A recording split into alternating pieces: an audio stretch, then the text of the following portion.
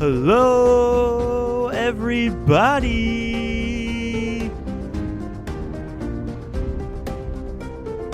Turn this up in my headphones, Charles.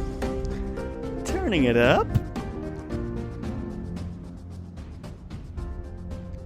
Hello, everybody, one and all. Welcome to yet another very exciting episode of the Friends Talking Fantasy podcast. Got a really exciting episode for you guys today. We're going to get into our discussion of The Eye of the World by Robert Jordan with our friends Jake and Steven over at Fantology.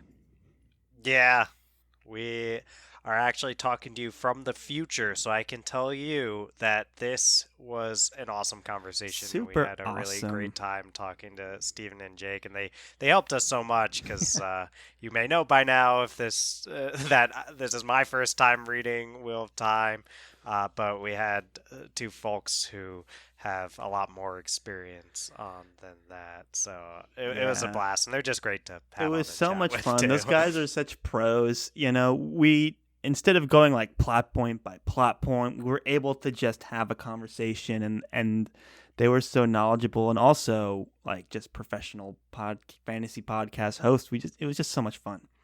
Always a pleasure having them on. I guess the only other thing we would say is spoiler warning for Eye of the World by Wheel of Time. So if you haven't read that, you know, Dylan, you want to drop your famous line here? Yeah, then you might want to turn this down in your headphones Love it, man. right about now. But, you know, if you want to embark on an epic journey with us and embark on it for the first time with me, then now is a great opportunity to pick up The Eye of the World because I had a great time reading this first installment of this epic series. I had a great time rereading it as well. So, you know, without any further delay, enjoy our conversation of Eye of the World with Fantology. Hello, everyone. Welcome to another episode of Friends Talking Fantasy. With me today, as always, is my lifelong friend and co-host, Dylan. I'm ready to talk some fantasy with my friends, Charles. Ah, that's right. Dylan says the plural friends because we have two very special guests with us today. We have Steven and Jake from Fantology. Guys, welcome. Pumped to be here. Thanks so much for having us on. It's always a good time. I think we've done a couple of collabs and looking forward to getting into the Burning God preview for our future collaboration. Yeah, he's a pro. Wonderful tease there, Steven. See what we're working with here. This guy knows what he's doing. But we got another pro in the house in Jake. Hey guys, excited for this episode of The Wheel of Time. I'm a big fan of The Wheel of Time, so always down to talk with friends talking fantasy and always down to talk about The Wheel of Time. Just a big fan of I feel like you were saying at the beginning before we started recording 8 or 9 times through the book. That's more than a fan. That's the first book. The first book. A fanatic, I guess. Yeah. Well, let's just say if you go on Theoryland, or I don't even know if that's a thing anymore, I'm definitely not. I'm not ready for that kind of excitement of the books. I don't have that kind of knowledge in it. Sounds like you've snooped there, though. Oh, definitely, yeah. I'm no Dusty Wheel, I guess I should say. That's good. No, we're super thrilled to have you guys. You know, when we thought about doing the Wheel of Time, when that became a thing that we agreed to do a little while back, we almost immediately reached out to you guys because it's one of those things where it's like, we have this history, all of us, about Wheel of Time. And Steven, I think a large reason why we're here is thanks to you to kind of give Dylan the encouragement that he needed to pick this series up. And we just knew we had to have you on. We were so glad we could work it out. I provided enough shame in our Lord of the Rings recording, I guess. Yeah, no, just enough shame, which is, you know, always the motivator. And then Charles brought it back up in Friends Pitching Fantasy, reminded me of that shame. And now look at us. We've read The Eye of the World. So you made it happen. And I'm pumped to get into it. So this is I've read the book 7 or 8 less times than Jake has, but I have read it now, which puts me ahead of where I was the last time we were sitting around recording together. So I'm really excited to get into it. Hey, Yes. you got the most recent reread or most recent read, so I did finish earlier today, so that's Ooh, very yes, fresh, hot very off the fresh. press. Yeah. yes, I'm ready to go. So yeah, we'll appreciate Dylan's first time perspective. He's the only one of us that hasn't read it before, so his perspective will be super interesting. This is my second time. The first time I read it was many years ago. I was just doing the audiobooks from Eye of the World just straight through. Took me about 6 or 7 months to do it, but that was about 4 or 5 years ago. So a little rusty, but just excited to get back into it. I've always been a fan, so this is my second time around. I guess Steven, where does that leave you? How many times you've read it? 7 times, 6 times? No, not quite 7. I'm gonna say 3. I think 3 is. I read it once in high school, and then I reread when Memory of Light was coming out, and then when I was getting really excited for the TV show, I reread the first book, and then it got delayed and everything. I was like, I guess I'll pick it back up again when we get closer to release date. But hopefully that show comes out. We're hoping for a 2021 release.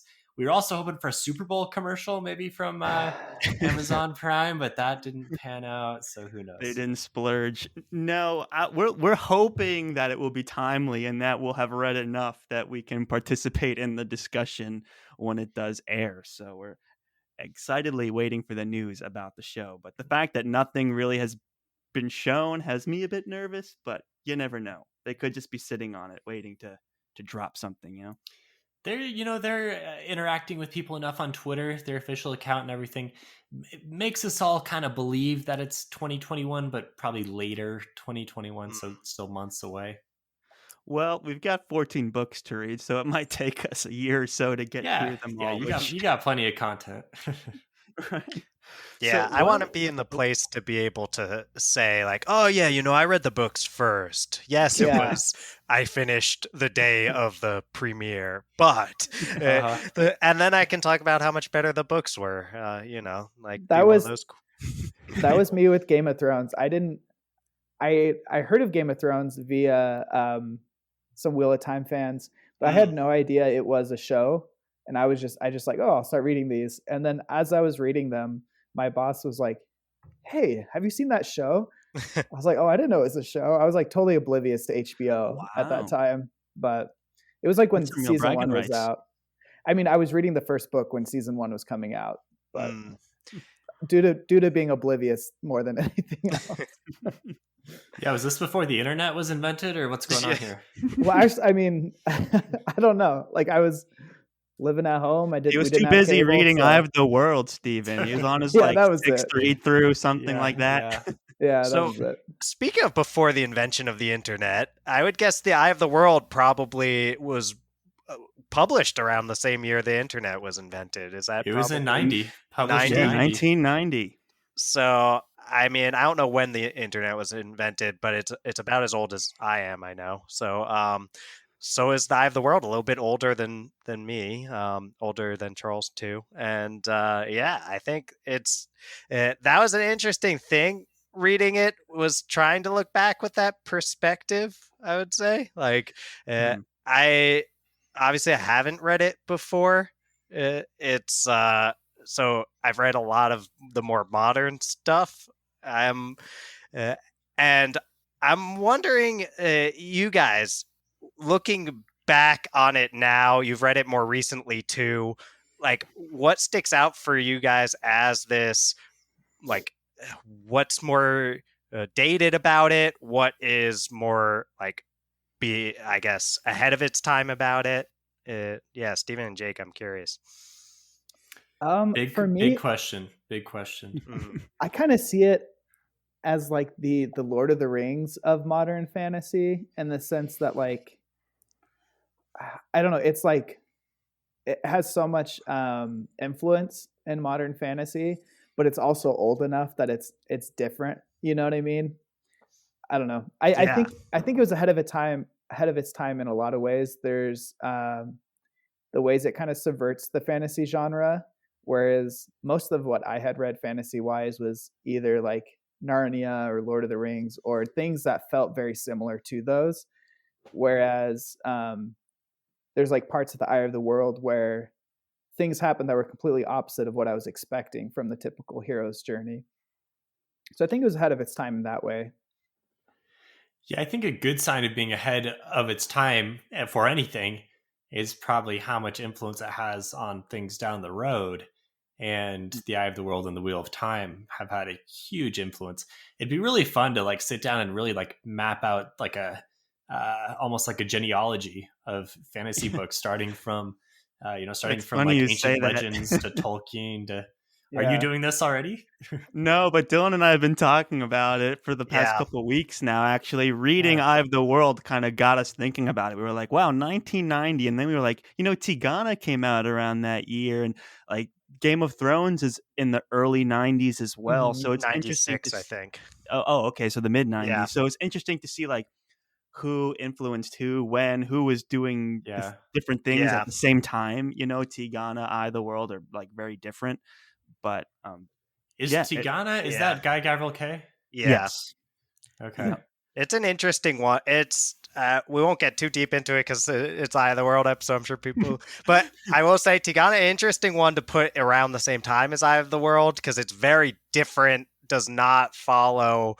Oh, I mean, Eye of the World, you can see, or I can see, follows a lot of pretty similar beats in some ways to the Lord of the Rings. The I'm exact Yeah, for same sure. beats, noticing. yeah. Yeah, I sure. don't know what I don't Mhm. want to offend folks, but there's all sorts of things going on, like being corrupted by something and potentially going mad is a big thing, and it kind of like ends with that as the character kind of being like, oh no, I need to like step away from all my friends because that's happening to me. It's like, oh, who else did that? Like, well, I won't say because don't want to spoil Lord of the Rings, but it's like I feel like Tigana takes a little bit like total different approach to fantasy storytelling. So I think like you were saying, Jake, I see it as this like from just reading this first book, like Lord of the Rings of modern fantasy. Yeah. So the in the vein of now we read, oh, let's say The Emperor's Soul, for Yeah. example, or all these other Sanderson novels that we see out there, you can tell there's so much influence from Robert Jordan and probably more direct influence. I mean, obviously Sanderson finished up the series and all these kind of things was inspired by, but you can just see a lot more Jordan, I think, in Sanderson's writing than really a you can see Tolkien and Sanderson's writing. It's like the filter through which some of these modern folks are It's a good looking. way to put it. Yeah. Yeah. Yeah, that's a really good way to put it. If we bring it back to the genealogy, it would be the branch, right? Yes. Yes. Yeah, it And definitely feels like either world is like a jumping off point for a lot of modern fantasy because it does follow a lot of the same beats of the Fellowship of the Ring, and I believe that that's done very intentionally by Yeah. Robert Jordan. And then it does just kind of springboard into this massive thing that a lot of modern authors get influence from in some ways. I mean, I'm reading it now and it's like, wow, there's a lot that I can see even like in Game of Thrones that I can see being inspired from some things that Mm. are happening in this book. And then like I can see like, oh, these are the things that Abercrombie like is totally like having fun subverting and Yeah. skewering, So it's like I can see how much influence it's had because like this is traditional fantasy and this is how I'm kind of carving my own, but still being within that Tolkien formula. And then now modern authors are like finding their own voice in that and pushing it further. So that's how I've always seen it. And Jake, correct me if I'm wrong, but didn't Jordan say that this beginning, at least the beginning of The Eye of the World, was supposed to be his love letter to Tolkien and Yeah. to The Lord of the Rings? Yeah, like you said, it's very intentional and it is meant to be kind of like this love letter. It might honestly for me, I think it is up until kind of maybe once they like meet back up in Camelin, or maybe after Shadar Logoth is when it starts to kind of become its more of its own. There's like different periods in the Wheel of Time where it really, like in different books, where it's like, oh, this is really shifting and becoming its own identity more and more as it goes on. But I think in the Eye of the World, the crew getting split up after Shadar Logoth, and then Perrin kind of finding his own path. And I don't know. I feel like that's like a big branch off point. I would agree with that.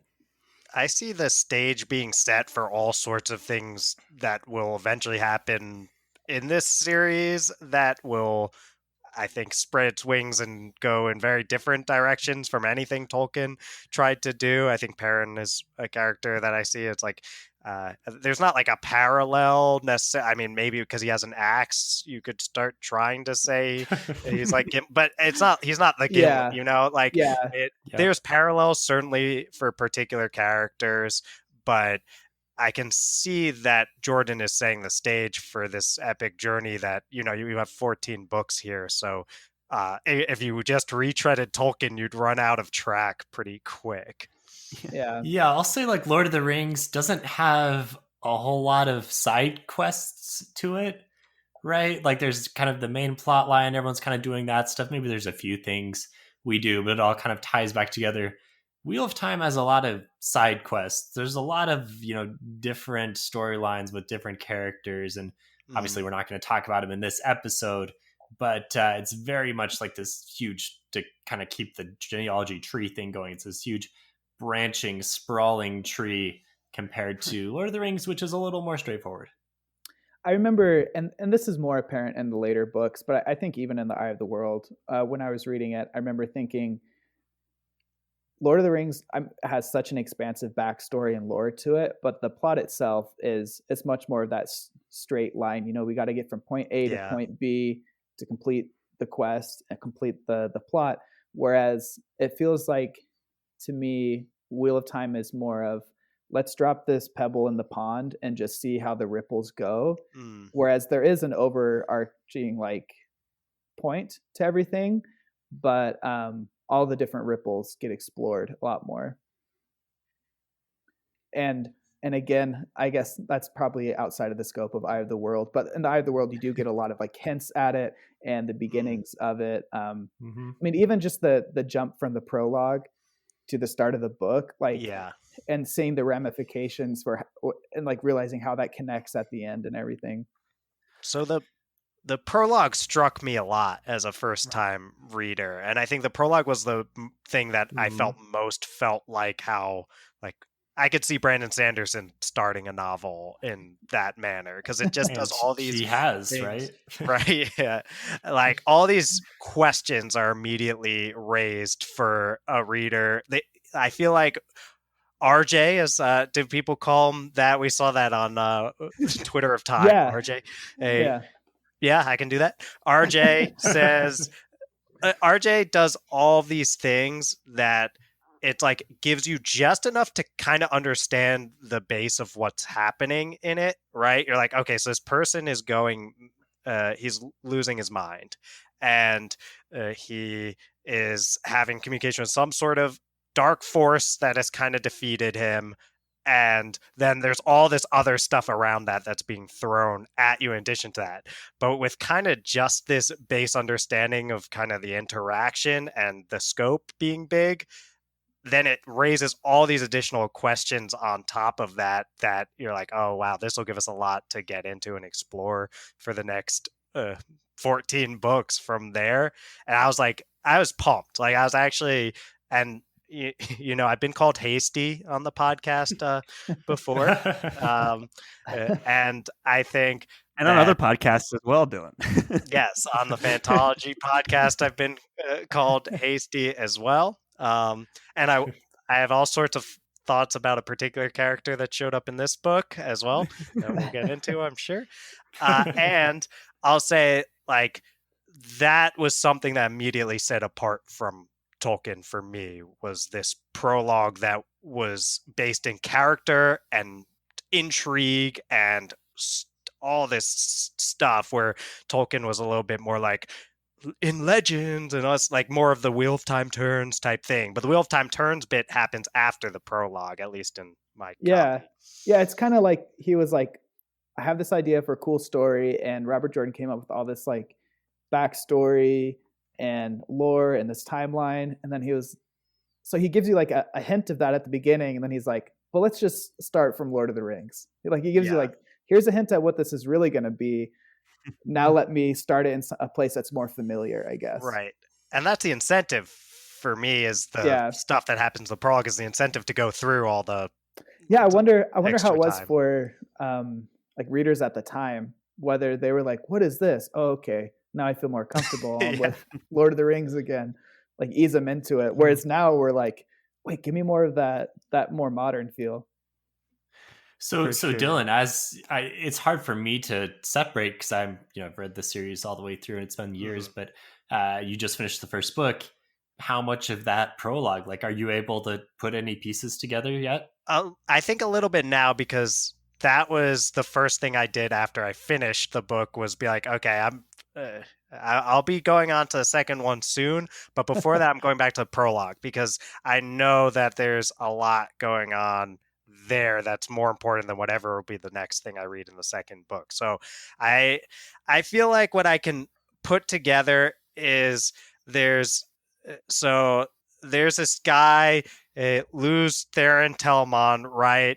And he was kind of, I don't know if he was the last dragon or he was just a dragon, and what Rand seems to be kind of on the path to potentially become. He obviously could wield this power that has. I know it's Saidin and Sayadar. Am I getting Yeah, that? Yeah, you're Okay. nailing it. You're doing great. You're Okay. doing great. Which one is the male power? Saidin is for men. Okay, so Saidar that one has woman. been corrupted in some way because the dark one has gotten into it a bit. Like there's a great like analogy that they said, like a drop of like something in the water. Oil Drop on the oil, river, yeah. pond, or Thank something you. like that. This, see, Yeah. this is why this is why we have all you on. So then that has corrupted things, and I don't know how the dark one got into it and all that kind of stuff, but that is, I assume, the reason why folks start losing their mind when they use it, when the women who are using it are not losing their minds.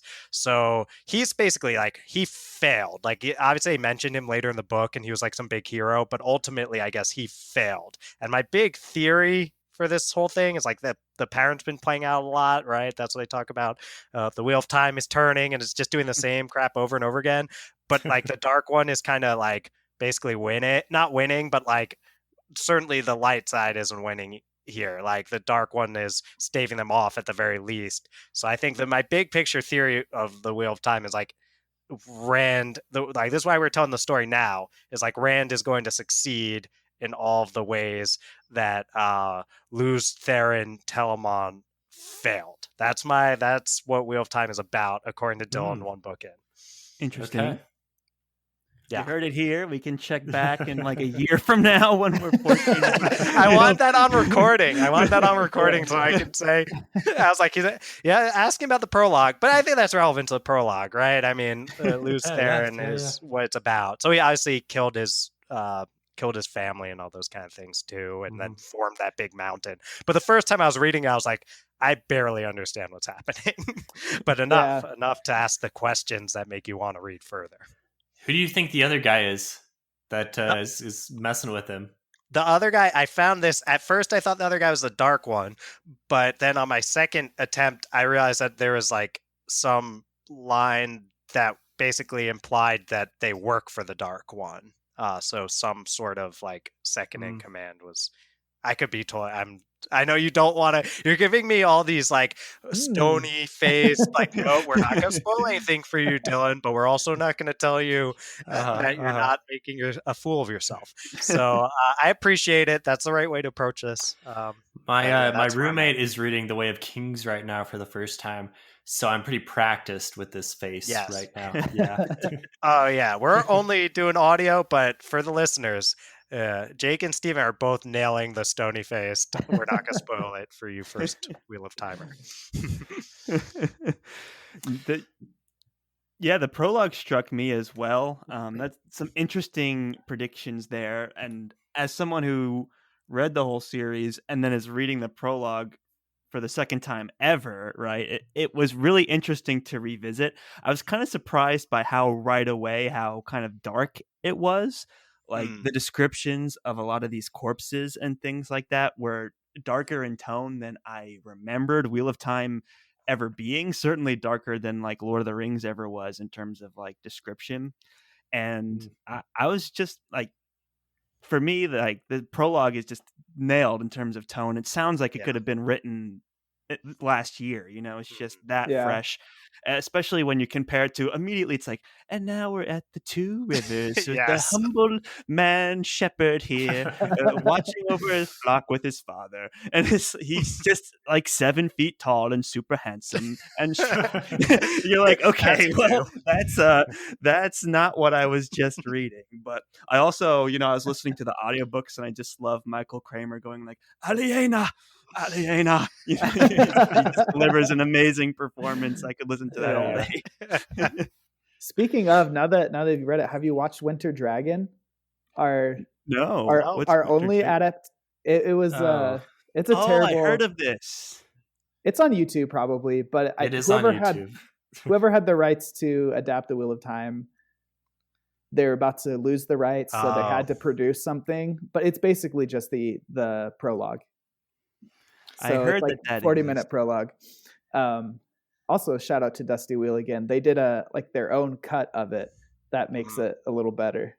But not a lot. It's Right. still way it's bad. Though. it's There's got no way anyone could improve too who much. who's I mean, It's I got Billy don't. Zane. Yeah, Billy Billy Zane. Zane. Billy Zane's in, and he does honestly, he does a great job with what was given him.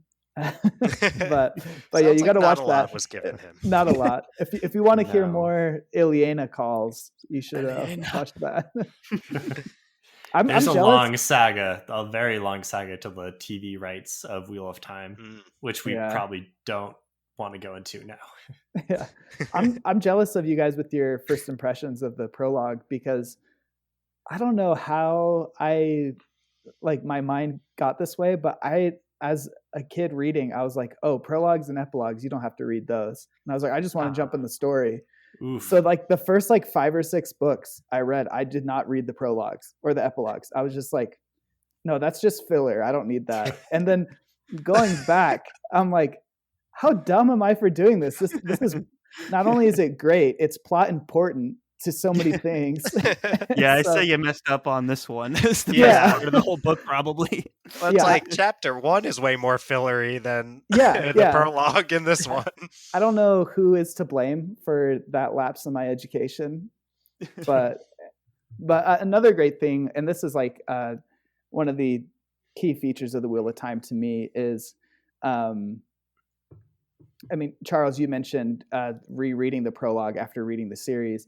There's so much there that's foreshadowed or hinted at that a lot of it you don't even realize until are doing a reread. So for me, rereading is always such a pleasure. Like I re-listened to them probably a year ago, and I still picked up on things like, oh, this is foreshadowing this right now. Where to me, first time or however many times reading, I'm like, oh, this is just a plot point, not realizing it's been foreshadowed so long ago. Yeah, I can see that showing up already. I was talking a little bit off air with you guys before, where it's like, there are these moments like when Tam is in a fever dream, and you can just tell even as a first time reader, like, okay, the things that he's spouting right now are likely very important for Mm-hmm. the plot. And of course, Rand is having a harder time realizing that than I think most readers would. It's like Tam's like, I'm not your father at all, and Rand's like, so he's my father. Yeah, And he's it's gotta like, be my father. I don't think so though. So yeah, but there are these moments where I think what's interesting is RJ throws lot of stuff with names and all sorts of clearly future plot points that I imagine won't come to fruition for books and books and books. Oh yes. Doing it all the time, and I kind of know it's happening, but I don't know what to do with the information that I know it's happening except highlight it and say maybe I'll go back later. And it's interesting because for me it contrasts with the way he does his characters. I feel like, or not his characters per se, like how he trusts his readers when it comes to characters. It's like he trusts his readers a lot to pick up on all these plot things that he's just throwing at you, but then he'll have these moments where it's like he has these very good characters, I think, that are do like these interesting things that are shown, not told, and then he tells you too, is something that I kind of noticed some here. It's like Nynaeve shows up. I hope I'm not butchering these names, so please let Nynaeve. me know. Nynaeve Yeah. shows up, and Egwene, someone, Egwene. Egwene. Yeah. Okay, I'll get I right listened to the from here on audiobook, out. so I'm going by what Nynaeve? Kramer That says. was a hard Egwene. one. Yeah, That's my tough. first read, my first time through, I did not listen, and I thought her name Yeah. was Egwene. That's what And I then did. I finally listened, and now we know it's Egwene. Okay, Egwene. So it's like Nynaeve shows up, and then Egwene, who'd gotten rid of the braid, is now like wearing like a bow or something, and it's kind of this compromise in between, like Rebel. that Moraine doesn't wear any braid or anything like that, and Yeah. Nynaeve is like old school, wears the braid. And we get these moments where it's like, oh, she's doing that. And I'm like, oh, that's so cool. That's like great character development and stuff. And then it's like Rand has these like amazing perceptions all of a sudden where it's like probably couldn't decide whether to please Moraine or Nynaeve, he thought. And it's like, all right, like you could so, you know, big Abercrombie fan over here. I think like Abercrombie would do the showing and then would just be like, okay, like there you go, and wouldn't have that extra bit of telling. So it's interesting. Right. I think RJ almost needs to get out of his way a little bit sometimes when it comes to like, no, you already did it. You did it. You don't have to tell us again. Yeah. There's a reason why, there's 15 books and they're all really, really long. Yeah. Yeah. You guys hit on like a few themes. They're like prophecy, the number of characters, and just like the general feel of the books. And a huge one in the Wheel of Time is miscommunication between characters. Oh my God. So not even just between characters, between like nations. Just like like the telephone game is a huge, like plays a huge part in the series. Yeah, when I listened to the audiobook the first time, whatever version I had of Eye of the World ended with an interview with RJ and some interviewer of some kind. And what RJ was saying, he's like, well, I wanted to write this book because I wanted to write a story about how information is affected by both time and distance. It's like, how far away from the source of the news are you? And how does that affect like a game of telephone, and then over how much time as well. So that's why everyone in the Two Rivers thinks like Aes Sedai are like pure evil and they're all bad. And then in real life, they're like, it's more complicated than that. And so many different elements like you guys are touching on. That's such a huge part of these books. And that's what makes this so interesting. Then you have like the meta of it. It's a 14 book long, series, and just how information changes as you're going through it. I think that's one of the more brilliant things about Wheel of Time. Eye of the World kind of kicks that off really well. And even that theme is sometimes a little more buried, like you were saying, right, Charles. Like the Aes Sedai are perceived differently by different folks, and then sometimes it's really on the head. Where I don't remember if at the end of this book they do something like this, but a lot of times when they talk about prophecy, they're like, oh, and some folks thought it meant this, and then as the winds go, other people thought this, and etc. And it's like really obvious that we're talking about the way that information is perceived. So yeah, I think that's pretty astute pickup right there, Dylan. Speaking of Aes Sedai, what were your thoughts on Moraine as a character? Were you like, in terms of how did you like her just as a character in a book in general, and then also did you feel like she was trustworthy, or are you still not sure? What's up? I thought Moraine was my second favorite character, and the first was Egwene. I can't say Egwene. Once I get in my head wrong, it's like Egwene. Yeah. First was Egwene, and second was Moraine. And I think Moraine is I don't buy any of the things people are saying that like she's not good. I think that I buy when she says like I oppose the dark one and like I basically am going to do whatever it takes to oppose the dark one. I'm like I think you're doing that. And yeah, maybe at some point in a 14 book series that will mean she might do something not nice like right like maybe that can get a little Machiavellian at times Mm-hmm. and maybe she has a little temper but sometimes but I don't know I think that I thought she was awesome like I think she's a Yeah. really cool Yeah. character I think she's complex I think that I I like that she actually does stuff with her magic. Like the one complaint I have about Gandalf is that he's like, yeah, we know he's super powerful and all these kind of things, but just in the main Lord of the Rings, I don't know if this is a spoiler, but I don't think it is to say something he doesn't do, which is like ever actually show us like cool like fire powers are growing. Like she like Moraine like grows really big at one point and she like causes sort of earthquakes and stuff. I was She like, shoots no, this is fireballs out like of her hands. yeah. It's like she's out there like doing the stuff and I'm like, "Oh, this is awesome. Like you've got your wizard equivalent out on this trip." And first off, like props to RJ for having a woman in the Gandalf what I see as the Gandalf role Yeah, for anyway. sure. Yeah. And Mm-hmm. that's awesome and super progressive, I think, for 1990. And Yeah. then on top of that, to have this nuanced, complex character that people keep telling you is kind of like bad and people don't trust them. And yeah, to have them doing stuff like she's not afraid to do the things, and that's awesome. I think so. I Yeah, I love think Marie. you touched on something good there, Dylan. I feel the same way. Moraine's one of my favorite characters too. And when we were talking about the series, Dylan, before we started reading it, and we were interacting with people on Twitter, there's always this conversation about like how dated it is and also how progressive it is. And I feel like Moraine is in the camp of like, look, this was 1990. Fantasy wasn't exactly getting the best rap for representation. Like Lord of the Rings had like one or two female characters, and they were very understated. So to put Moraine kind of in the front and give her like these awesome powers, make her the leadership role, I think she's just like a really, really interesting character that would feel super fresh 30 years later. I think she's Yeah. super awesome. Yeah, the fact that she's not afraid to throw fireballs is also very appealing.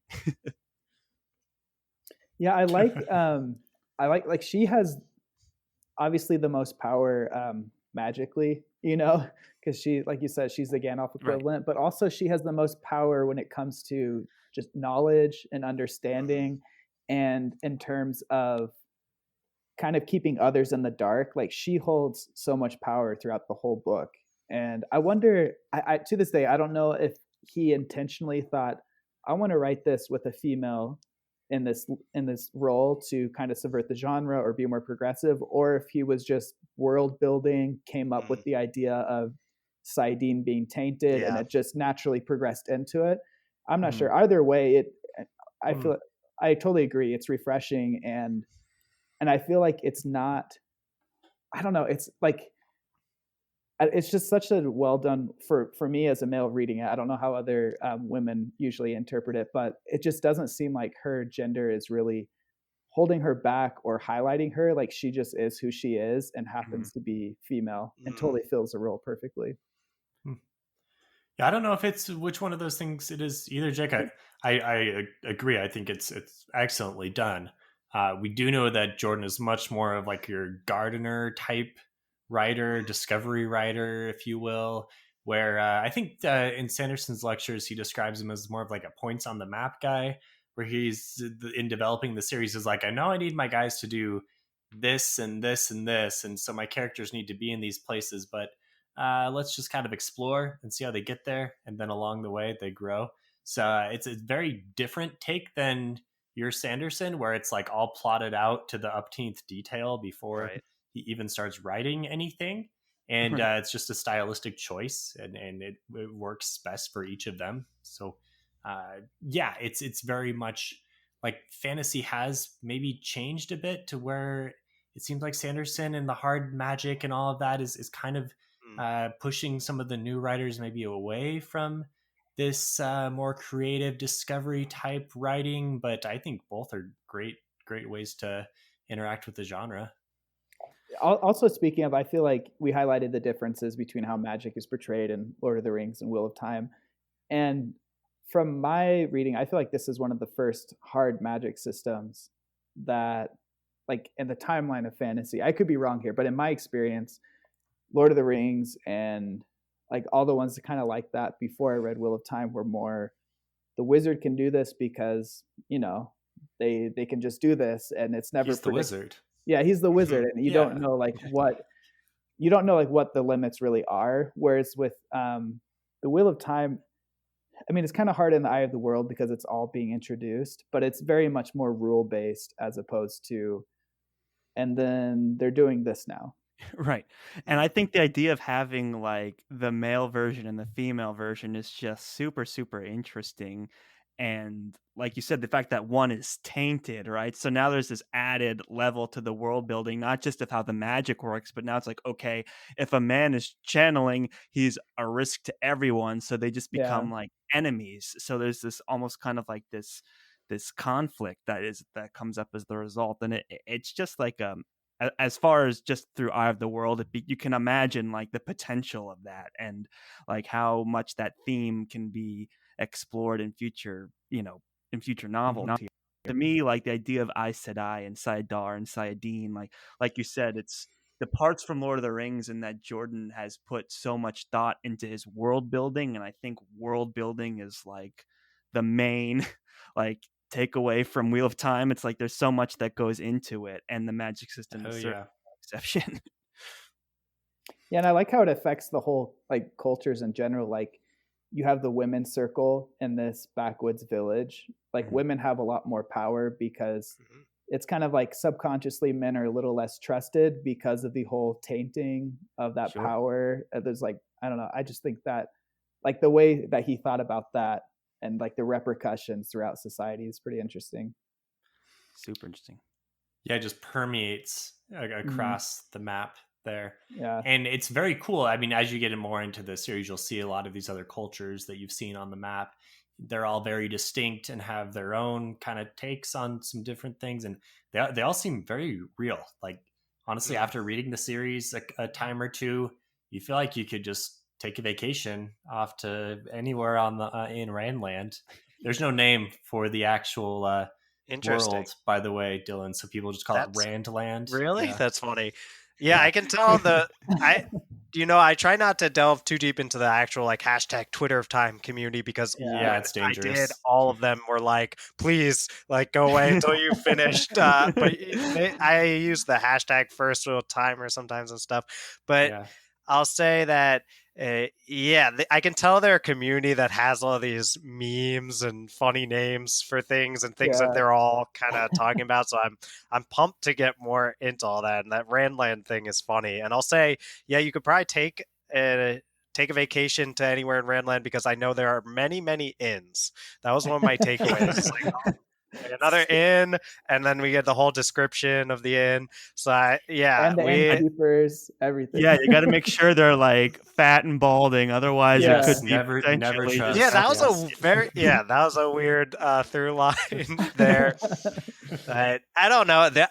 I'll say uh, it's interesting. Something about Wheel of Time is, I guess we were talking before about this. Like, it's less of a straight shot than Lord of the Rings, and I think it is kind of fun when you're hopping around Randland. It's almost each new area has its own like fun set of characters was something that stuck out to me, and I think the Mhm. characters that you meet in all these different places, uh, I don't know, they come alive pretty quickly, I think, and they each really have their own personalities, or depending on, sometimes it's like a full culture that you'll meet, and I see that happening already in Eye of the World, and I assume that's just gonna get much bigger with what I see. no, it's just Betting 14 this books of story. like Yeah. the same thing over and over. They don't really expand on it at all. That's yeah. Yeah. There's no more. There's no That's a more shock. characters. I'm yeah, You would we've think, met them yeah. all. I honestly, we've met enough characters that I'm sure there'd be a lot to work with even for 14 books, but I'm sure we'll meet a heck of a lot more. Uh, Something So Oh, go ahead, So Steven. out of, I guess, out of who we've met so far, like who should we discuss? Who are some standouts? Steven, you've read the book 8 or 9 times. Are there any characters in either world? Jake, Jake, you've read the book 8 or 9 times. What are some of the characters in either world that stand out for you? Um, Heart of the World. I mean, Moraine, like you guys said, she's. Mm. I think my first time reading through, I was a lot younger, and so I was just like, oh, Rand is the main character. You know, I'm gonna. And then Perrin has some like Mm. points of view as Yeah. well, and it like disseminates from there. But I was much more attached to them. But on all my rereads, I'm like, Moraine is so cool. Like especially seeing like Mm. I don't know, she's just a great character. Lan is awesome too. He's like the say a few words, but just be have such a presence, you Yeah. know, in the book. Mhm. But probably one of my favorites is got to be Tom. And again, Oh. he has such a Mm. small a part, you know, but just the idea of a Glee man I thought was cool, and this Yeah. idea of kind of like a father figure, trying to care for these kids. But Jake, I remember when we did our review of The Wheel of Time, you brought up a detail that I hadn't noticed, which was in his stories that he tells at the beginning of the book. oh There's yeah, actually some that like talk about Earth history Huh. in kind of a yeah. roundabout way. So the idea of the Wheel of Time, and this isn't like super on the nose, and I don't know, you have to kind of like delve into it more, but it's supposed to be because ages come and go, and it's like the cyclical nature that it's Earth's past and present. Mm. These books are, and so they one of the stories. There's a couple. He references Mother Teresa, and obviously her name has been like changed through time again, kind of that telephone game. And he mentions I can't remember Something the about name. there's one about the lunar landing, right? Yeah, They it's that someone referenced. goes in like Huh. the belly of an eagle and flies to the moon or something, Mm. referencing like going to the moon. And then oh, he says the Merc and Scow or something fight with their spears of fire, referencing like the Cold War, America and Moscow or something like that. There's like lots of things Hmm. you should Google it because I think it's mostly just Eye of the World stuff. Like it's an Eye of the World. I don't think the other books, and you can see all the references to our history in there. Which that's not something I obviously picked up the first time reading it, but it's kind of an interesting detail to I'll have Charles Google it because Twitter of Time warned me not to Google anything multiple times. it. Yeah, I if you got go to you, the buddy. Wheel of Time Wikia at all, the very first detail on any character page is like, are they dead or are they alive? And you Yeah. don't Mm. want to see that. Yeah, Yeah. Dylan, even when I was preparing the notes for this book and looking through the summary on the wiki, like it says who the other person is in the prologue, right? First sentence. So you're like, oh, well, I'm glad Dylan's not on here because I don't know if he cares about that, but it's something that it doesn't actually explicitly say in the book. So it's something that Yeah. Mhm. you got to be careful about. Steven, what are some of your standout characters? I'll say so it's fun to meet some characters. They're not huge in this book. Maybe I shouldn't talk about them because that might be a little bit of spoiler. Well, Uh, You can at least if you say think what so. you like about him in terms of Eye of the Yeah. World. Who you so liked meeting for okay. the first time. So I Go for really it. liked meeting Min the first time, and I Mhm. loved the different visions she has. We already kind of talked about prophecy, but to go back to that, I love how some of these prophecies are unveiled, and then they're just these like story hooks. If you're into D&D, that don't get picked up for books later sometimes, Mhm. and sometimes they are fulfilled in really surprising ways that you wouldn't think make sense and surprise the characters even. And so Min kind of provided that moment for me when some of her Mm. things were fulfilled like much later on in like totally blew my mind. One specific thing, which I probably definitely should not mention, but Yeah. yeah. She is like a Oth- prophecy machine. Yeah. yes, Yeah. that's her job. That's yep. I like Matt later on. He kind of sucks in this book because Yeah. he's got the whole With the dagger dagger. affliction Yeah. going on. That'll Yeah. do it. Yeah, it's funny. He becomes like a fan favorite I can later see on. that. Yeah. but it's so interesting knowing that, and then because a lot of people are like, oh, don't you love Matt? And then you're reading Will or Eye of the World, you're like, no, he sucked. He didn't Well, do anything but complain. yeah, if I'm remembering correctly, Charles, when you've mentioned Wheel of Time to me, you've said that I would probably like Matt. Is that Give it like accurate? 13 more books. But Like yeah, I did say that like because me? I just know the kind of characters that you gravitate towards. I don't wanna, like, put too much more detail into it, Yeah. but, Yeah, like, just from knowing the kind of books that you like to read and the characters that you like to read, I thought that Matt would be one of those, um, down the road. I kind of forgot, like, just like if you just look at Matt's storyline, it's like, oh, Matt is being mischievous and no one likes him. He steals a dagger Mhm. and becomes really mean, and then he's not as mean, but still forever going to be kind of mean. The end. Yeah. You're like, oh, okay, well yeah. that's not that great. So yeah, Matt is cool, and like he does get to become a crowd favorite, and I can see that. For me though, my favorite character, I agree with Dylan Moraine, is a solid like second place. But for me, actually, I've always really liked Perrin. He's Perrin's awesome. always kind of jumped off the page for me. I feel like a lot of these other characters could be slotted into the Lord of the Rings cast in some way. Like I see Tom and Mhm. Moraine both kind of having different aspects of Gandalf, and then you have like, Yeah, oh, like Matt's basically Merry and Pippin. Like you can slot people away, but Perrin is kind of the beginning of this new trope of character, this like reluctant noble character that I feel like I can't remember reading much sooner. I'm gonna equate him to another character. I'm not gonna spoil Game of Thrones, but I get a lot of Jon Snow vibes from Mm, Perrin, and it's interesting. Yeah, interesting I can to see think that. about I like can see it already. 1990 versus 1996 and just how many parallels there are between Perrin and Jon.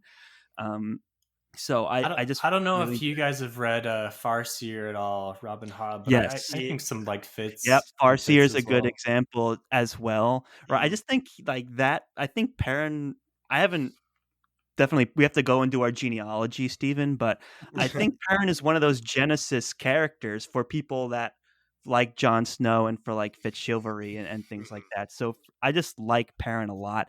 And also it's funny to read him. I also get some Abercrombie vibes when like Perrin's like, oh, Oh, Rand would know what to do in this situation. And then Rand is like, oh, Perrin would know what to do in this I yes. situation. love Like he's that. making a joke by changing the POVs. Yeah. A very Hmm. Abercrombian kind of thing to do. I mean, Abercrombie Mhm. takes it so much Okay, further, okay. but I feel like in 1990 that was like the beginnings of it. So a lot of this stuff is happening through Perrin, and for me, that's why I just gravitate to him so much. He feels like he's like so his own trope. Like we're getting the beginning He of the Perrin trope.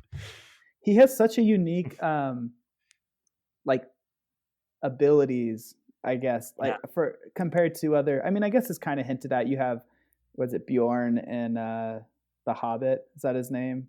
Have you guys Um. Yeah. Oh, yeah, yeah, yeah. I think I the remember the guy that the guy dude. who helps him right before Mirkwood, and like he's kind of like this beast man. He's more of Yeah, a changeling shapeshifter, Mm. yeah. type Whereas, guy. but Um, just like you're saying, the Perrin, his character and also his abilities are very much different than the Lord of the Rings standard set. So it's really cool. yeah. Yeah. In Like terms kind of of the magic system, it's such a departure from Lord of the yeah, Rings. Right. yeah, exactly. Um, yeah, he's really cool. Dylan, that Yeah. leaves you, buddy.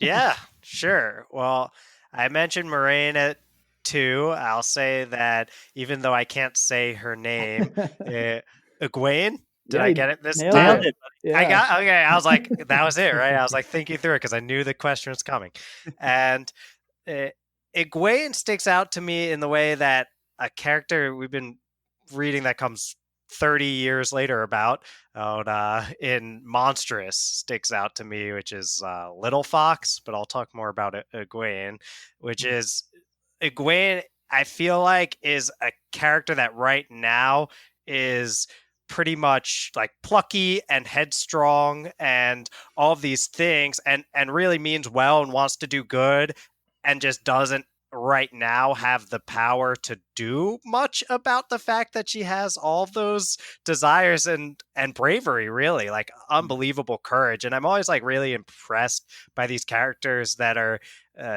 kind of underdogs in a world where a lot of really messed up stuff is happening and are just like, I guess, willing to just put themselves out there and put themselves at risk at times in which they probably shouldn't.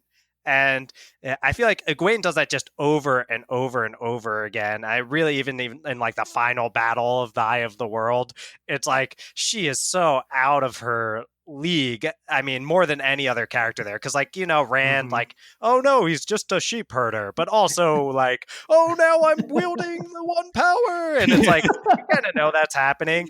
And Egwene is like, I can do little tiny tricks. I'm gonna use them on you. And it's like, no, that's not gonna work, Egwene. Please, no. And I've always loved characters that just give it their all, despite the Their fact that, character's like, stronger than their power level. yeah, their fortitude, their mental Yes. fortitude, and their courage is stronger than their power level demands. And I like to see those characters hopefully come into their own and then like keep that same courage and all of that, and now actually have the power to do something about it. So I see in Egwene the potential to be that kind of character, and I'm really holding out hope that she gets there. I think one of the funnest things about the Wheel of Time is just the massive story arcs, character arcs the characters go through over the course of all the books. Mm-hmm. And I'm really excited to have you read the rest of Egwene's arc, because it is one of my favorites. Every character really is going to go through incredible changes and ups and downs and whatnot, but hers is one of my personal favorites. I'm totally with you. Yeah. I was thinking, and I could be conflating the show and the books together, but when I read the books for A Song of Ice and Fire that are out now, like I feel like the characters don't change much, huh? Like they're pretty much the same people, like personality wise, the whole time. Like they in grow. The books? In the books, and like I said, it could be some characters certainly change. Like personality wise, I feel like they're still kind of the standard personalities that they were at the beginning. Are we talking A Song of Ice and Fire or Eye of the World? A Song of Ice and Fire. Oh, interesting. Like the first book? I mean, man, I feel like all of it. No, okay. character. They're definitely okay. There definitely are some changes, but for most of the people, no spoilers for this series. Yeah, this is a tough one without spoilers. For most of the people, I feel like their motivations have remained the same.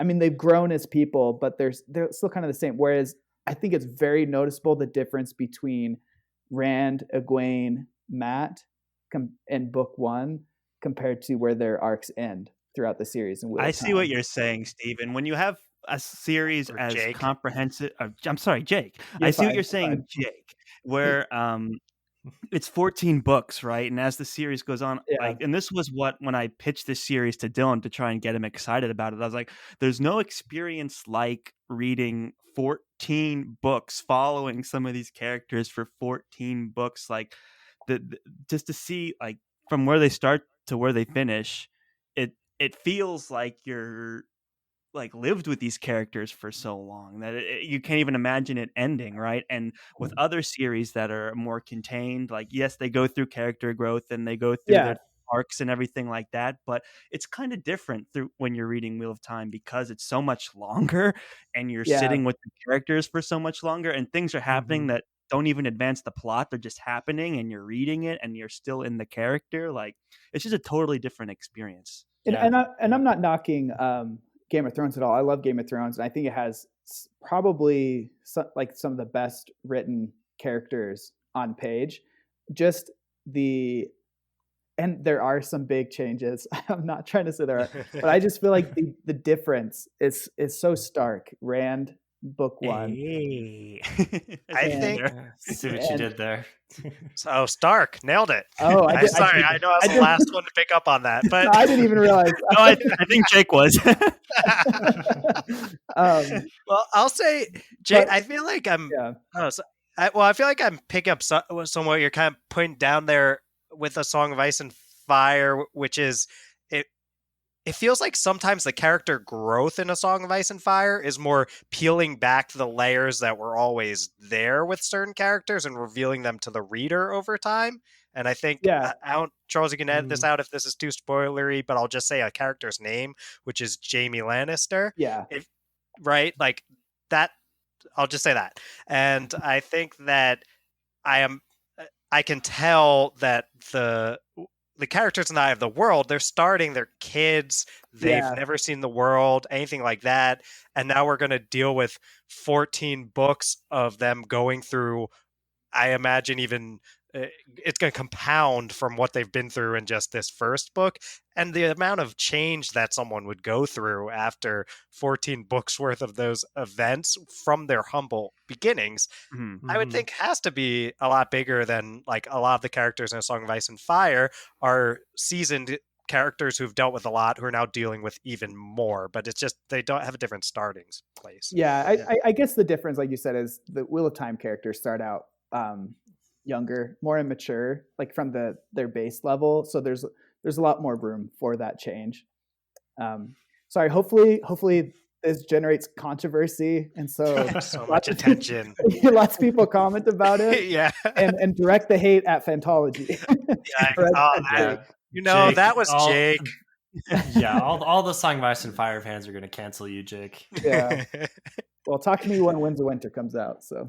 Now they actually might. No, I love Song of Ice and Fire though. Seriously, some of the best characters ever read. For sure. That's the official stance of Jake from Fantology on A Song of Ice and Fire. He loves it and some of the best characters he's ever read. Do they grow? No comment. He says.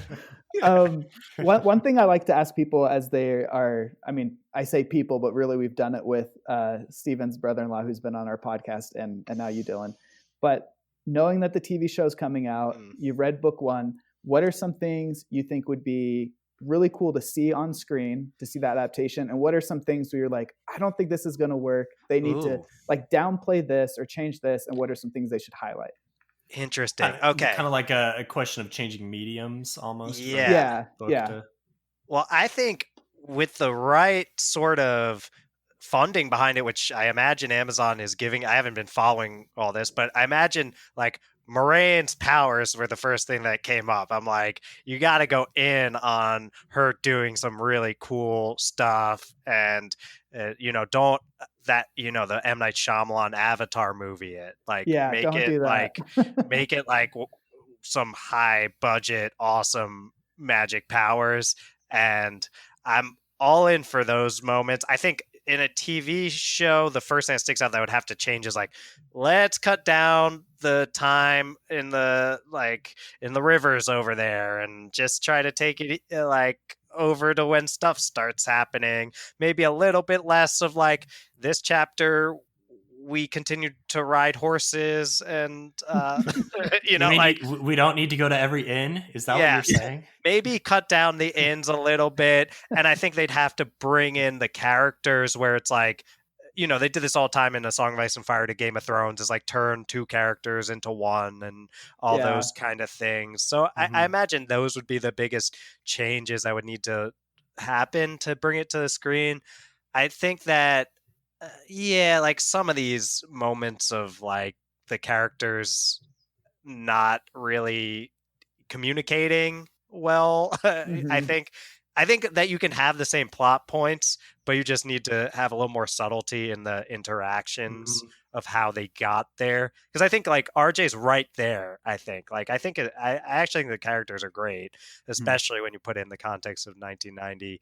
But then there's like a little bit missing in the way they like communicate that feels almost like, I mean, they're kids, I guess, right? They're naive and they're kind of so and that's hard. That's a harder thing to do on TV when you can't really like write about some, like you really have to show everything. You can't really tell much hardly at all on TV compared to the books. Yeah, we're not going to accept when Tam says I'm not your dad, we're not going to accept that like that's not not true if we're not in Rand. I mean, we maybe don't already, but we're going to be even more hesitant to accept this. Like Rand doesn't buy that when we're not in his internal monologue and seeing his struggle of like, but he's been my father my whole life. How can I accept it? And then we're little like, okay, well, I get why if you're a kid and your dad just said they're not your dad, you're like, okay, like that's hard to understand. But I think it's just if you don't have that internal monologue, it's Yeah. even harder to make Yeah, the yeah. miscommunications work. Yeah. Yeah. What about you guys? I mean, I like this will be the you've never seen a good Wheel of Time show before, I guess. Like, what things stick out to you because you've been thinking about this for a long time? I have. I think honestly, if they could play up the horror elements of the Eye of the World, I think that would make it kind of have its own, find its own place. I mean, Game of Thrones had the White Walkers, and that was more, I don't know, like slasher, I guess. Like, but like making the Murdral that's following Rand in the beginning be really scary, and then when they're in Shadar Logoth, just trying to make it more suspenseful. I think that's what Trollocs what sound it would pretty need. scary too. You know, there's a lot of opportunity to really nail a nasty looking Trolloc. You know, Yeah, as I long feel as like they in the book it's almost like, oh, there's Trollocs. We killed like 100 of them, and that's fine. You know, Yeah. it's like let's Yeah. raise the stakes with the Trollocs. You That's a know? good build idea. build that threat with an air of like unknown to it to make it a little more creepy. That's what I would That's like. like mean, Lord of the going Rings back with orcs. It's like, here we killed 100 orcs. Not a huge issue. Yeah. Yeah, going back to Lord of the Rings, the opening is really similar to Lord of the Rings. When I saw Fellowship for the Ring for the first time when I was younger, I was terrified of the Yeah. opening of that movie. Yeah. When they're being chased by the ring wraiths and hiding under the tree root, and That he stops scream. and he tries to get him Oh. and he screams. That was horrifying for me as a Yeah. child. So I would hope for something similar. I mean, you have the same story, and then you have Shadow Logoth, you have the ways. There's all these Yeah. different horror elements, Yeah. and Yeah, yeah, but I feel like I there's think some that don't work, like Mashadar, and like that. It's like, oh, it's an evil mist that exists, and it's just Yeah. it's mist and it's evil. I'm like, yeah, let's just get rid of that. We don't need that whole scene. Let me just get to the Trollocs and the Fades and the like. Let's have these villain characters that just pop up at the end. Like, let's maybe flesh them out a little bit more, you know, so Yeah. we can have a little bit more of an epic battle at the end. It's like, oh, look, we're the Forsaken. We're here now. It's like, okay, like, who are Yeah. you? So, like, in TV, I feel like they're going to be cutting back and forth a lot trying to build that up. Right. So who knows? yeah. Did you guys watch The Witcher? Yeah. Yes. I think one of my biggest disappointments of The Witcher was the last episode. Just the magic special effects were just not there for me. I don't know what happened with the special Yeah. effects And budget just, there. I also So feel like there was, not to like brag on anyone that was in that, but I feel like a lot of those roles were miscast quite a bit, and they're just like all of a sudden all these The mages sorcerers. the you're saying. sorcerers, they're all fighting each other, and you're like, whatever, man. Like, we're supposed to feel bad that this character's like getting killed, and we're like, do we even know Yeah. have any? yeah, Are we invested in this character at all? So, and like, what even is happening? I'll say. so there's a little bit of a sorcerer battle at the end of the Eye of the World, right? We've got Yeah. you just kind of alluded to this. Mhm. We've got Agenor and Belthamel showing up, and all of a sudden, like, ooh, here we are. We're the Forsaken. We're gonna, take you down. And I don't know, like, what do you think, Dylan? Did that go too quickly? That's maybe one criticism that I have of the Eye of the World. If you couldn't tell, is like I just felt like the ending is a little rushed and a little So confusing to me. too. Very confusing. Yeah, I mean they come out of nowhere and just as everyone's been saying, it's like, hey, we're two of the Forsaken. Watch out for us because we're back in business and more are coming. Don't you worry.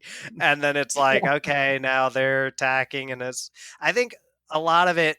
I was getting into this idea y'all were talking about this like horror Trolloc element because I guess a lot of the battles in this just didn't have that extra for me, where it's like Trollocs I don't buy as like a legitimate threat. They were just kind of forced to keep the plot moving. It was like, Especially- oh, the horns are coming. I guess we have to go to the next inn. And it's like, so I think like, it'd be, to answer your question, Steven, yes, it was abrupt for me. I think it just like stuff started happening all of a sudden. And I saw myself getting close to the end of the book and I was kind of waiting like, wait, where's the climax? But I also with Wheel of Time, I've been prepped a little bit to not expect it to like have these huge climaxes. I've been a little bit more in the perspective of like Lord of the Rings than I have been in something like Yeah, it's not a Sanderson or Joe Sanderlanche. Abercrombie. It's not a No. Sanderlanche at all. Yeah, we It's got plenty of time, and we will get a Sanderlanche from what I understand in Yeah. the last few books. So About I, 3 books worth. I don't understand that criticism of the Wheel of Time. Honestly, I feel like except for a handful of times, and a handful isn't that many out of 14.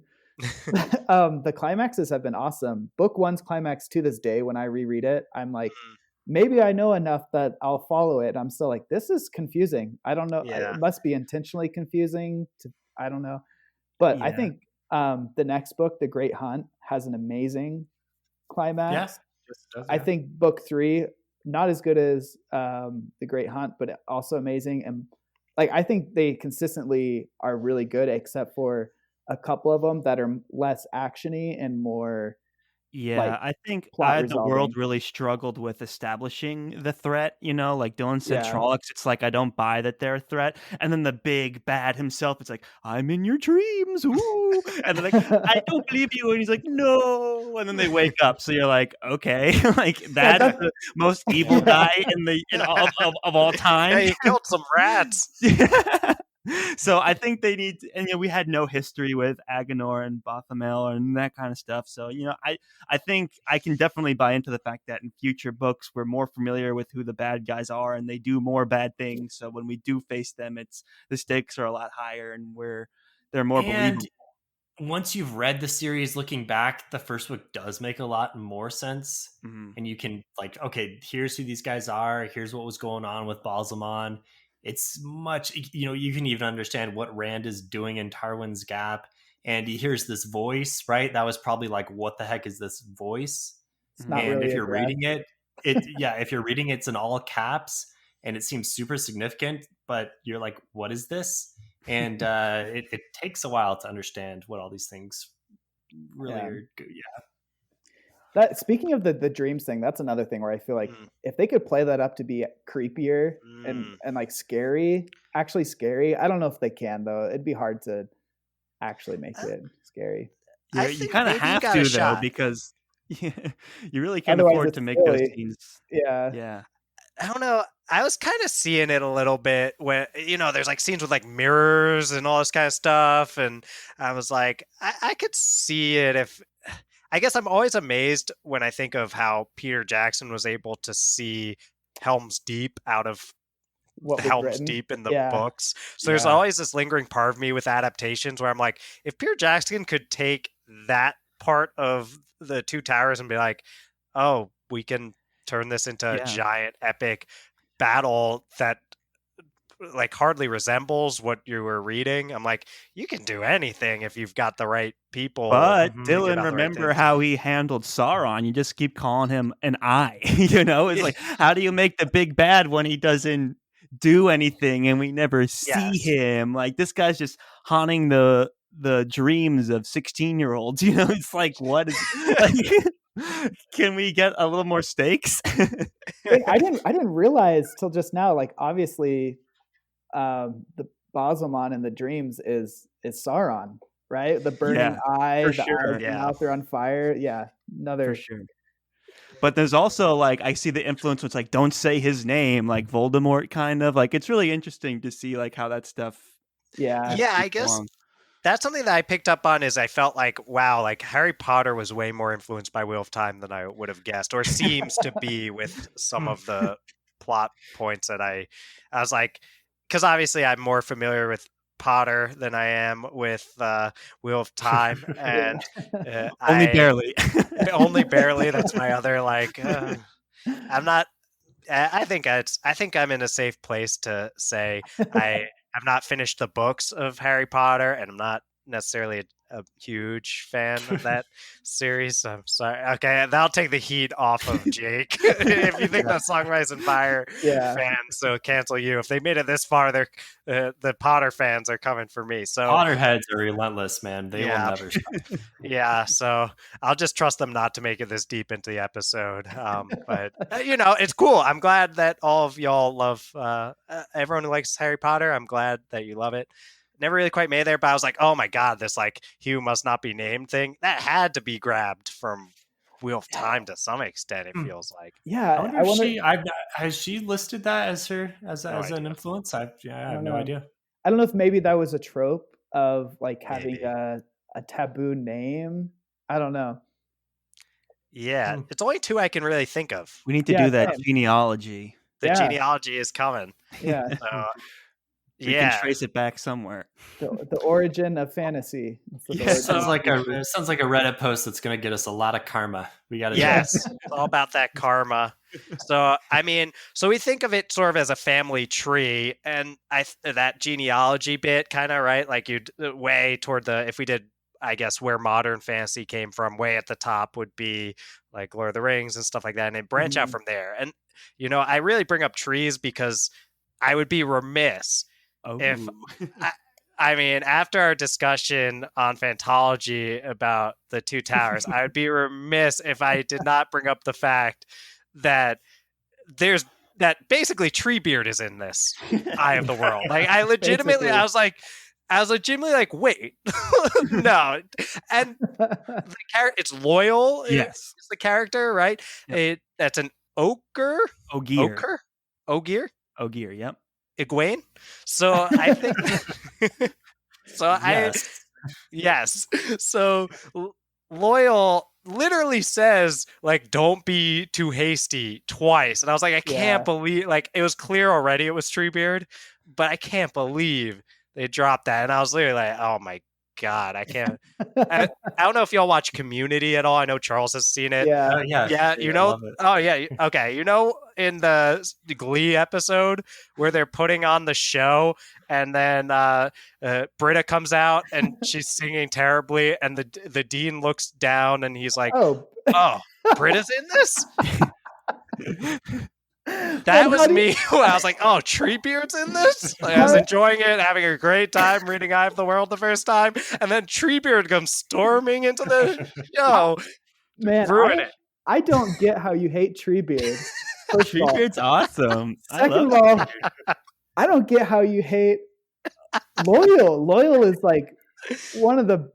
Well, is Dylan saying he hates Loyal, or are you saying that the second time around you're more forgiving of the character? Oh no, I'm saying that I think at this point it's kind of a meme for me. Like, I think like Treebeard just exemplifies to me the things that other people oftentimes like love about the Lord of the Rings, and I appreciate that they do. And for some reason, that when I'm reading it, I'm like, how am I still reading this whole thing? And also the bit about him saying like, "Don't be too hasty," while I'm feeling that is like, stop invalidating me, Treebeard. I want to move on. So I think like. Yeah, I guess for me at this point, I just saw it and I knew like we'd talked about Ents on Fantology, and then this character comes on, and I was just immediately thinking like, oh, I cannot believe there's a Treebeard, and it's such. That's the most one-to-one character probably in the whole thing, is that Loyal is like Treebeard, right? Like literally says, "Don't be hasty" a couple times.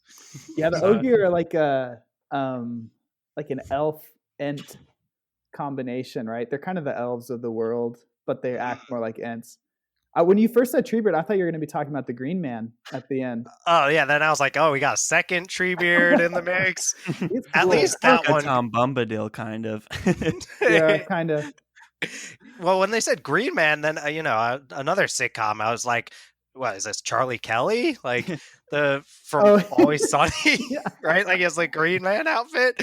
Green Man. Yeah, so that was a hard one too. And then I was like, okay, that one's a tree also. So yeah, a lot of trees going on, a lot of tree beards, but all in all, a great tale, a great first book in a 14-book series. Yeah. Oh man. Everyone's like, I Dylan, just put this off the rails. I mean, my username in our Discord is Elder Hammond, who is an Ogier elder. So Oh, I take offense. I'm sorry. Well, You you could be defender of Elder Hammond because You're- I'm defender of Denna over there. So I know what it's like to feel attacked when people are going after your favorite character. So I'm sorry I was doing that to you, Jake. you're putting a long handle on your axe, is what I would Oh, say. maybe I'll like Elder Hammond. Who knows? I just Nah, did not. You won't. Be honest. I don't really even like him that much. It's just a cool name. Yeah, there is more of a plot line with the tree beards with your Ents. So Yeah. look forward to that. I can't wait. It's gonna be awesome. Awesome, guys. Well, I'm also looking forward to like when like some of these Wheel of Time fans they like uncover a never before heard interview with RJ, and he's like, "Yeah, when I was writing Egg Queen," and everyone can be like, "Oh, Dylan was right all along." And they have to re-record all the audiobooks. Yes, Because I've never heard him say the name, so who knows? To be fair, I love the narrators. I think they do a great job. Oh yeah. Yeah. They do mispronounce some stuff. There's a glossary in the back, Mm. and I can't I can't do an episode on the Wheel of Time without bringing this up. There's a place called Gildon, and and they pronounce it Giladon Yes. so many times, and I'm like, I how think Giladon. the book came with a glossary, a pronunciation guide in the back. You'd think if you were the narrator, you would use your resources, but so don't feel bad about mispronouncing anything. Jake, I mean, you and I and Charles and Dylan, I'm sure we've never like on air recording. You've never mispronounced. Yeah, see, did it right there. Never mispronounced anything, right? You never mispronounced. I wasn't criticizing them. I was just using it to help Dylan not feel bad about. Thank you, his Jake. Thank you. Pronunciation. Yes. I have never mispronounced anything ever. No, definitely not Egwene. So, well, was it Brandon Sanderson that says like once it's out, it belongs to the fans? Yeah. So pronounce it however you want. Like I don't want to misquote him, but someone said that. Some famous author said that. Sounds great. Yeah. I mean, it's tough for people. Sounds like something he would say. It's tough for us podcasters out there because, especially if you only read and if you're only reading, I was switching back and forth between audiobook and Kindle, so I have no excuse for not being able to pronounce Egwene. But I'll say that if you're only reading it and then you are supposed to talk about it, it's like we're asked to be able to pronounce it. If we were doing reviews on like a blog or something, you don't have to run into that. So it's we're in a tough spot, I think. I mean, we kind of talked about this before we started recording. I'm reading the Malazan books, which I'm saying that wrong. I know isn't it Malazan? Yeah, it's supposed to be Malazan. That's what Erickson says. But almost everyone says Malazan. But and the narrator of the audiobook says Malazan. So I mean, and also Malazan is so much easier to say. So much. For sure. I've been saying Malazan for so long, I don't know if I can change now. Yeah. We just did an episode on Dune, talking about a book with a bunch of crazy pronunciations. Yeah. Like at one point, we were calling a prophetic title the Quiznos Hacky Sack because it rhymed with the real thing. Yeah, it's the Quizats I don't even know anymore. Quizats, Hatterach, something like that. Yeah. That book's got some crazy names. Yeah. Yeah, RJ doesn't do us any favors with Egwene and Elaine. That always kind of bothered me.